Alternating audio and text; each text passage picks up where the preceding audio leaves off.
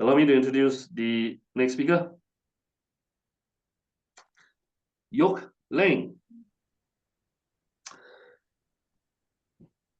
Very illustrious person, yeah. She's a Lee Kuan Yew Fellow, Harvard Kennedy School, Lee Kuan Yew School of Public Policy, and holds a master's in public management.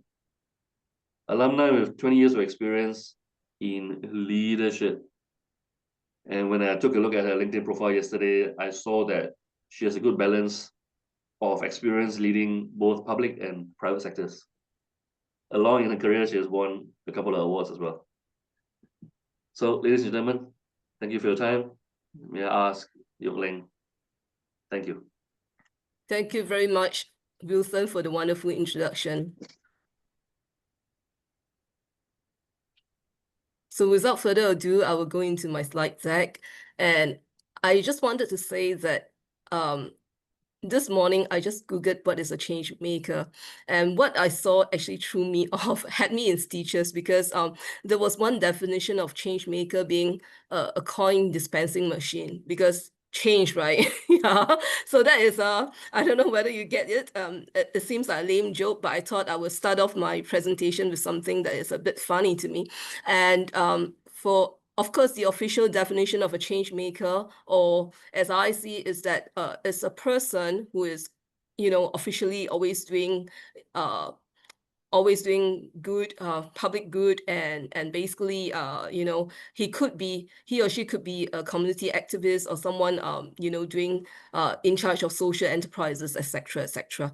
So what I have here are two photos of me at the NTUC May Day Rally 2023.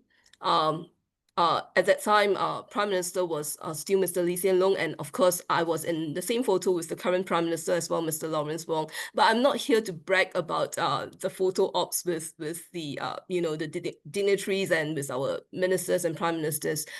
Basically, I see myself as a very accidental change maker. Although my title of this presentation or this webinar is the effective change maker, but I see it as like I stumbled onto being a change maker.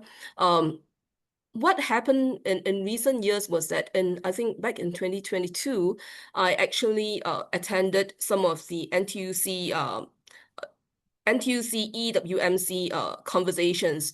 EWMC means stands for Every Worker Matters conversations. So basically, I went for the conversations because some of my alum were in this outreach organization, Cantor Public. I think it's changed its name to another name, Vivians or something like that. But basically, I went to support the event, which was an outreach event, to gather feedback from workers.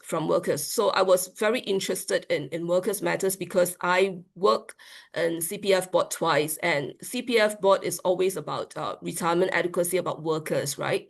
So that's where I actually stumbled onto NTUC and EWMC, and I was asked to become an EWMC ambassador, and I was invited to the May Day Rally 2023, which was a huge surprise for me, and I had the chance to pitch to the then Prime Minister Lee Hsien Loong. You can see I think 5 containers in the photos. Basically, they stand for each of the teams that the NTUC management actually voted for, like retirement adequacy, caregiving support, and things like that. So I advocated or pitched for retirement adequacy when I met Prime Minister Lee Hsien Loong then, and of course I had the chance to meet the current Prime Minister, Mr. Lawrence Wong, who is really very supportive of the labor movement and all that. So basically, to cut a long story short, I stumbled onto this, but I suppose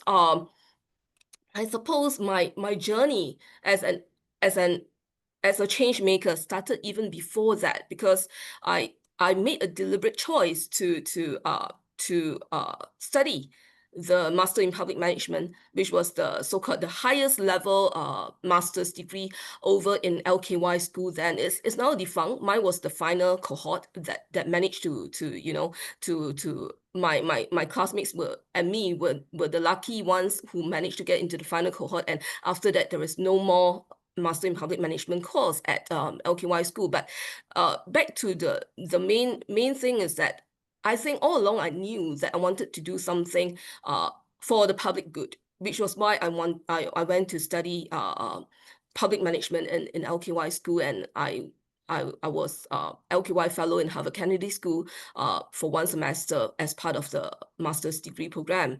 And so to me, LKY school for our final year project, which we had to write this essay and do some projects individually, basically it's all about making a difference. So I always believe in making a difference in the lives of our community.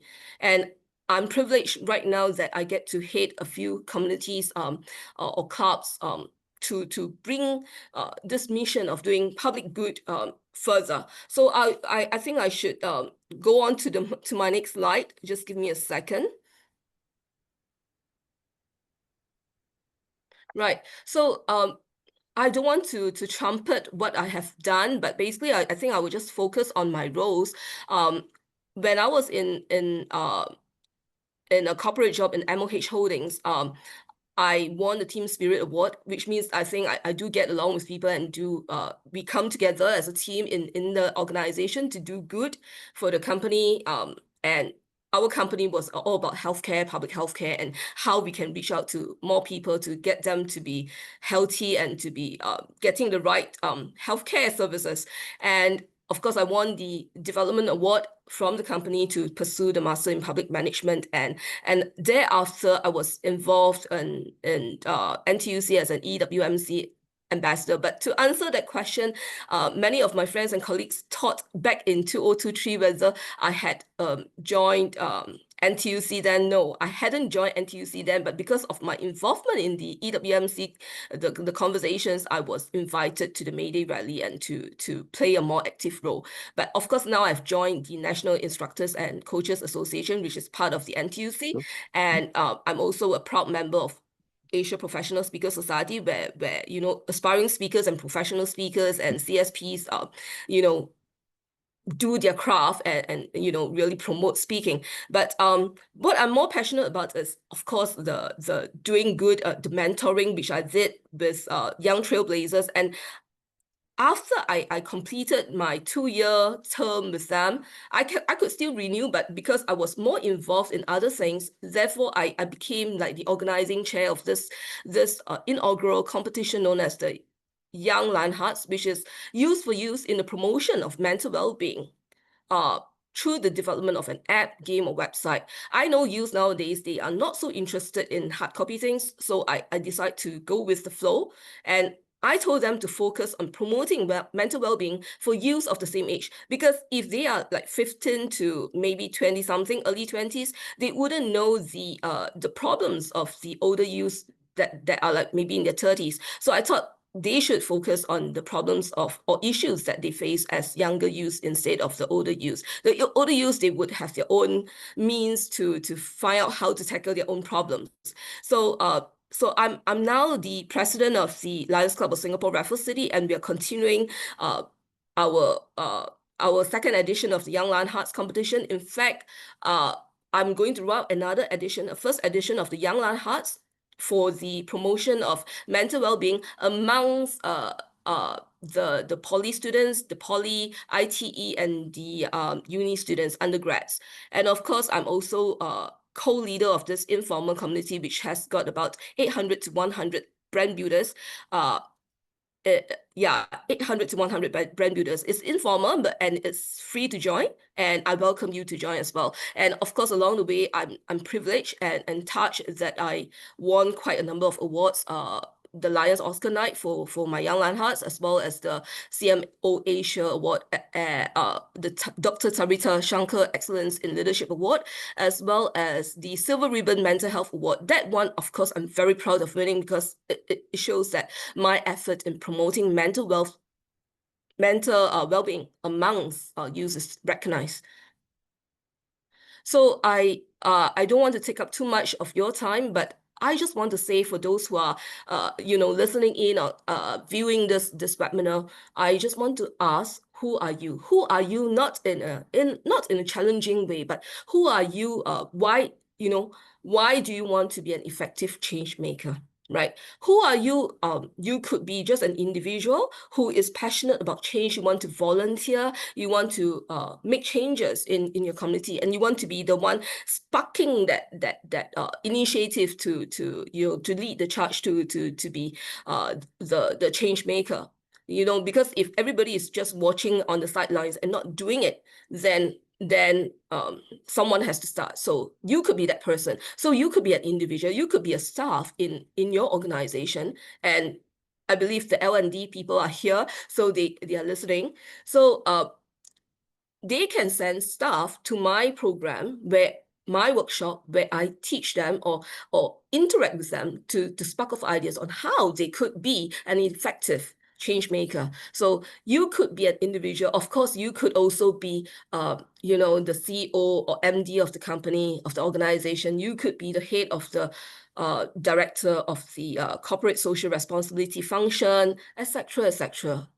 But I just want you to take a moment to think, why are you doing it? Is it because you are the CEO, therefore it serves you to be seen as an effective change maker? Okay, so I just want you to think about it. Or if you are just an individual staff, you could be just a young exec, just starting your first year in the company, but you're passionate about making a difference in the lives of your community, and you want to be an effective change maker. You can do that. Your L&D should be supportive of you as well. If you are an up and rising, you are promising staff and you're passionate about all these courses, why not? But again, of course, there are two I would say broadly two types of persons who would be suitable for this workshop in effective change making. So you could be the CEO, the director of CSR, the director of some function, a C-suite, whatever, and you want to be knowing how to effect change, so that could be so. But I want you to know your reason for why you want to be an effective change maker. The thing is that I don't want you to do it just because it appears cool to be an effective change maker. That should not be the case. You should be feeling aligned to the change that you want to effect, be it like promoting mental well-being, be it like any of the other 17 sustainable development goals to help in like one of our Lions cause is to save sight. So to promote better vision and to help people with poor vision to correct their eyesight or whatever it is that you want to promote or to end hunger, poverty, etc. You have to be passionate about it, not just because you're the CEO, not just because you are the head of corporate social responsibility, therefore you have to be seen as doing it. Then I think, I'm sorry, I don't really want you to be in my workshop, because I want you to really know your purpose, your sense of mission there. But if you're not sure, it's okay. You can still attend my course, because then I would, really work with you to trigger is a bad word, to invoke, what is innate in you, what is the good that you want to do, to unleash onto the world, to share your passion with the world. So that is what I want to do. So you have to be very sure of what you want to achieve, why you want to be an effective change maker, before you even, just try and do certain things that are like just the form and not the substance.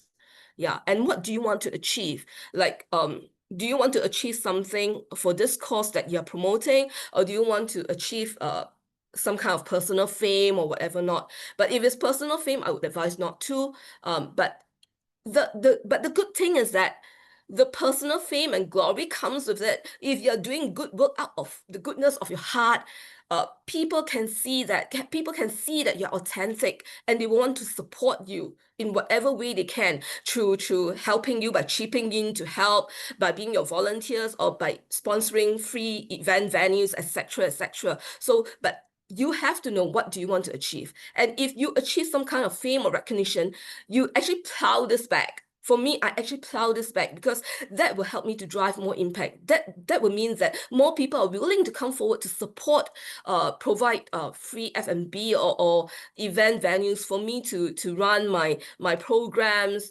In terms of like the Young Lionhearts competition, we have like venues for our event launch and our finals, etc., etc. So that is what I want you to know. What do you want to achieve? You have to think about it. And how do you know you have arrived? Okay, the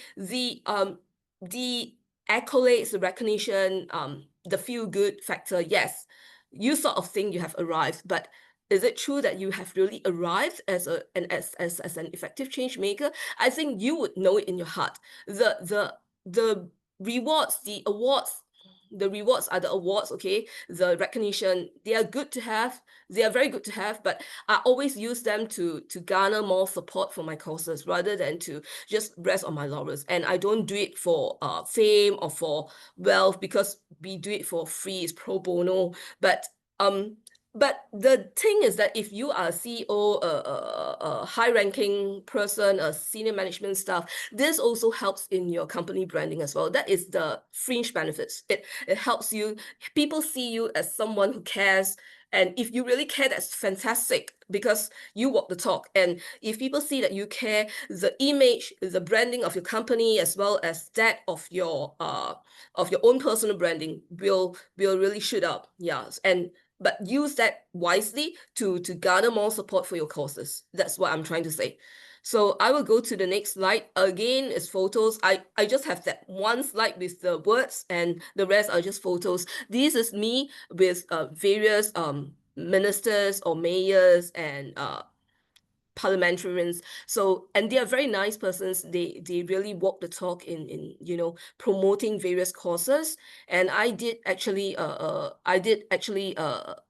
was recently on a panel discussion with Yen Lu Chao, Carrie Tan, a former MP, as well as the panel was moderated by Simon Heng, and we shared a lot of good stuff on how to live and caring in our daily lives, and it was very well attended by 50, or actually I think 60 over persons, yeah, from my network as well. And so we have Dinesh, Mayor Dinesh, we have Mayor Denise Pua as well, and I was like at various award ceremonies as well, and I was also hanging out with my LKY school alumni, so and also with my MP Dr. Wan Rizal. So all this and with our SG60 showcase, I made sure that I carry this SG60 showcase and with me and present it to my friends in